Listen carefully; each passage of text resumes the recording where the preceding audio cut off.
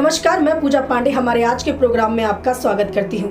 नवरात्रि को लेकर और नए वर्ष को लेकर कई सवाल हमारे सामने होते हैं। गुप्त नवरात्रि और विज्ञान के हिसाब से नवरात्रि में किस तरीके से मनाई जाती है, ये सवाल हमारे सामने हमेशा रहते हैं। इस बात को और हम जानने के लिए हमारे साथ मौजूद है जोशी ए के पांडे जी। चलिए हम इनसे जानते हैं कि इस साल का नया वर्ष कैसा रहेगा। इस साल का नया वर्ष, पहले आपका हमारे प्रोग्राम में स्वागत है। मैं आपसे जानना चाहूँगी इस साल का नया वर्ष सभी के लिए किस प्रकार से रहेगा। पूजा जी, आपको और सभी दर्शकों को नमस्कार। पहले मैं आपको नए वर्ष के बारे में बताता हूँ। यह नया वर्ष भारतीय पद्धति के अनुसार विक्रम संवत 1979 चैत्र शुक्ल पक्ष की परिवा से प्रारंभ हो रहा है, जो कि 2 अप्रैल को पड़ेगी। यह राक्षस संवत्सर है। राक्षस संवत्सर में हर व्यक्ति अपना काम करेगा और ये बात बिल्कुल पक्की है कि जब हम अपने काम में ही व्यस्त रहेंगे तो अर्थात मेरे दिमाग पे तनाव भी बहुत रहेगा। तो इस संवत्सर में लोगों के दिमाग में बहुत तनाव रहेगा। इस संवत्सर के राजा शनिदेव जी हैं।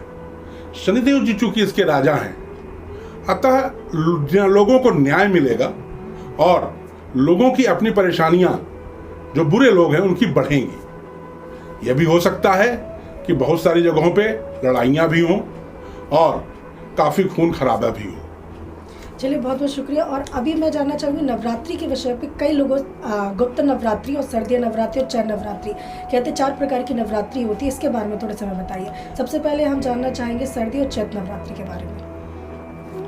पूजा जी, माँ दुर्गा की आराधना का त्योहार नवरात्रि वर्ष में 4 बार आता है।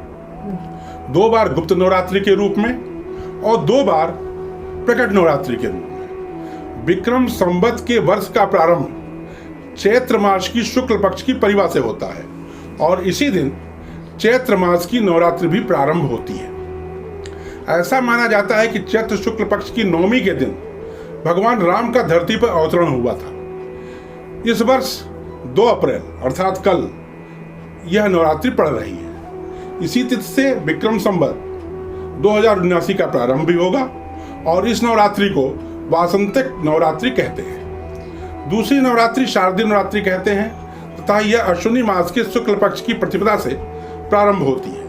इस वर्ष यह 26 सितंबर को प्रारंभ होगी। इस प्रकार वर्ष में आषाढ़ और माघ मास के शुक्ल पक्ष की प्रतिपदा से प्रारंभ होने वाली नवरात्रि को गुप्त नवरात्रि और चैत्र तथा अश्विनी मास के शुक्ल पक्ष की प्रतिपदा से प्रारंभ होने वाली नवरात्रि को वासंतिक और शारदीय नवरात्रि कहा जाता है। जी, और घट स्थापना को लेकर कई सवाल होते हैं, तो घट स्थापना के बारे में बताइए। विभिन्न ग्रंथों के अनुसार नवरात्रि पूजन के कुछ नियम हैं।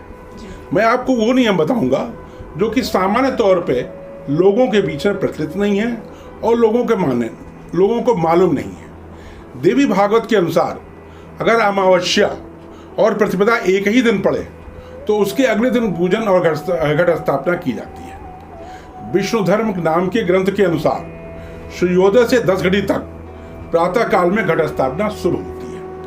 रुद्रामेल नाम के ग्रंथ के अनुसार यदि प्रातः काल में चित्रा नक्षत्र या वैदृति योग हो तो उस समय घट स्थापना नहीं की जाती है। अगर इस चीज को टालना संभव न हो तो अभिजीत मुहूर्त में घट स्थापना की जाएगी। सामान्य तौर पे अभिजीत मुहूर्त में घट स्थापना शुभ मानी जाती है। देवी पुराण के अनुसार देवी का आवाहन, प्रवेशन, नित्य पूजन और विसर्जन यह सभी प्रातः काल करना चाहिए। एक चीज और बता दूं मैं आपको, एक निर्णय सिंधु ग्रंथ के अनुसार यदि प्रथमा तिथि वृद्धि हो तो प्रथमा दिन घट स्थापना करना चाहिए। जी जी। और एक चीज़ और आती है, कई लोग 9 दिन में जब तिथि बदलती है तो इसमें एक सबको एक लगता है कि तिथि के हिसाब से मनाना चाहिए कि 9 दिन के हिसाब से पूजा करनी चाहिए, नौमी और अष्टमी की। देखिए, हमारे वैदिक परंपरा के अनुसार तिथियों के अनुसार ही कोई भी त्योहार मनाया जाता है, किसी भी तरह का पूजन किया जाता है। तिथियां 2 कारणों से एक साथ पड़ती हैं कई बार। पहला ये होता है कि पहली वाली तिथि जो चल रही है वो प्रातः काल के आसपास जाकर के समाप्त हो जाए, तो हम मानते हैं कि ये दूसरी तिथि आ गई।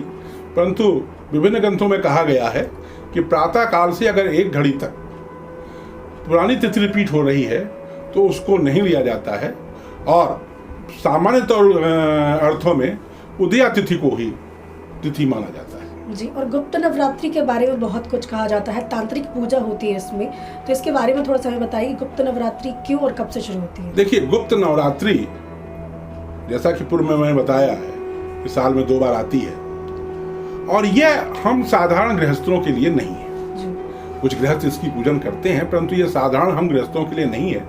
ये उनके लिए है जो तांत्रिक क्रियाएं करते हैं और देवी जी की सिद्धि प्राप्त करना चाहते हैं, और उनको ये चीजें गुप्त रखनी पड़ती हैं। इसलिए इस नवरात्रि का नाम भी गुप्त नवरात्रि ही है।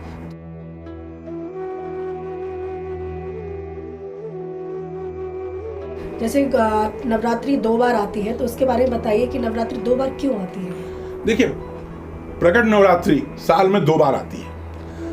हम इसके वैज्ञानिक पक्ष के बारे में चर्चा करें। जी जी। धार्मिक पक्ष तो लोगों को मालूम है कि 2 बार आती हैं, हम इसके वैज्ञानिक पक्ष के बारे में चर्चा करेंगे। देखिए, आप अगर ध्यान दें तो इन दोनों नवरात्रि के बीच में 6 माह का अंतर होता है। जी जी। चैत्र नवरात्रि के बाद गर्मी का मौसम आ जाता है, उसके पहले ठंडक रहती है। तब शारदीय नवरात्रि के बाद ठंड का मौसम आ जाता है, अर्थात मौसम बड़ी तेजी के साथ बदलता है। हमारे महर्षियों ने शरीर की गर्मी से ठंडक तथा ठंडी से गर्मी की तरफ ले जाने के लिए तैयार करने हेतु इन नवरात्रियों की प्रतिष्ठा की है।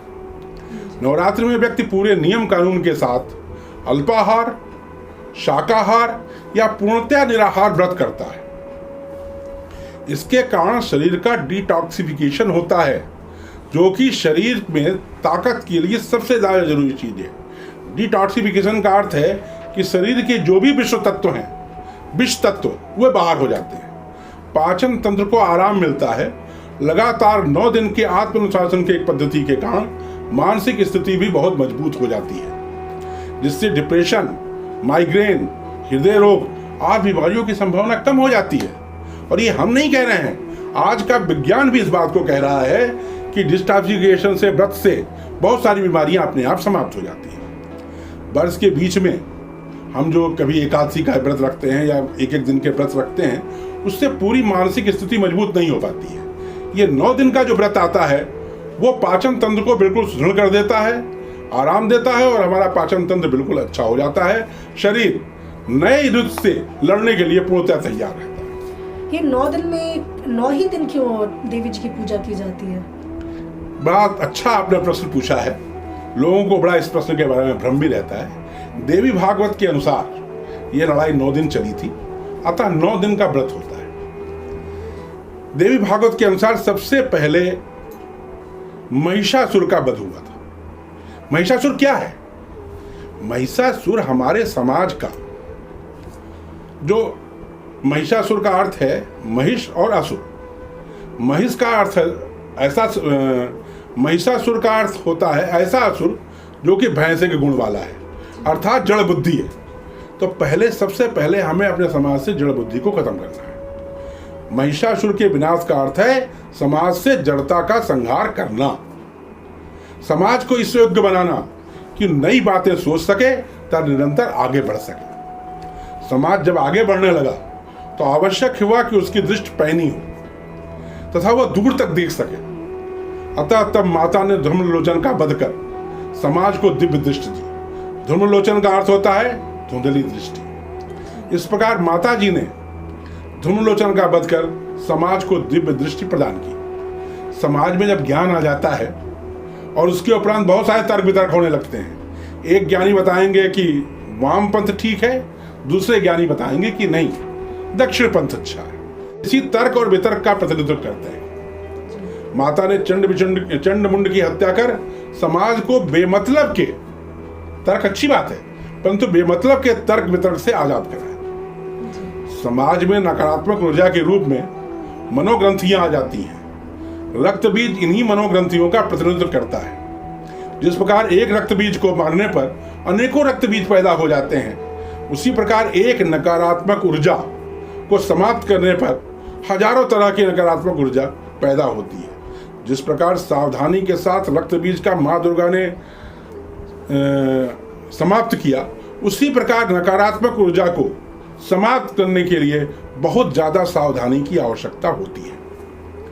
नवरात्रि में हम ध्यान दें तो रात्रि का ज़्यादा महत्व है।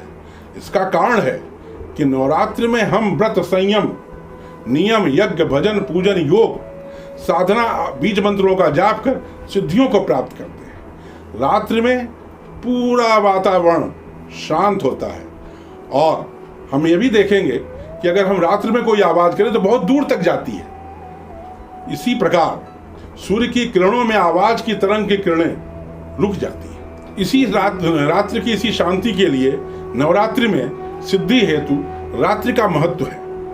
एक बात मैं और बताऊं, हमारे शरीर में द्वार कितने हैं? द्वार का अर्थ दरवाजे कितने हैं?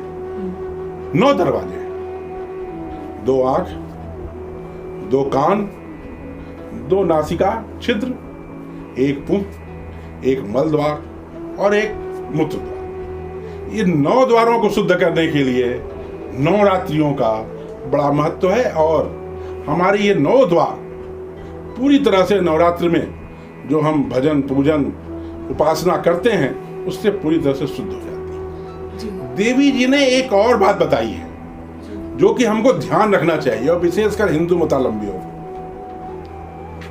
कोई भी ज्ञान, कोई भी शांति बगैर तलवार के, बगैर ताकत के नहीं होती है। माता जी के हाथ में कमल है परंतु साथ में त्रिशूल भी है, साथ में तलवार भी है।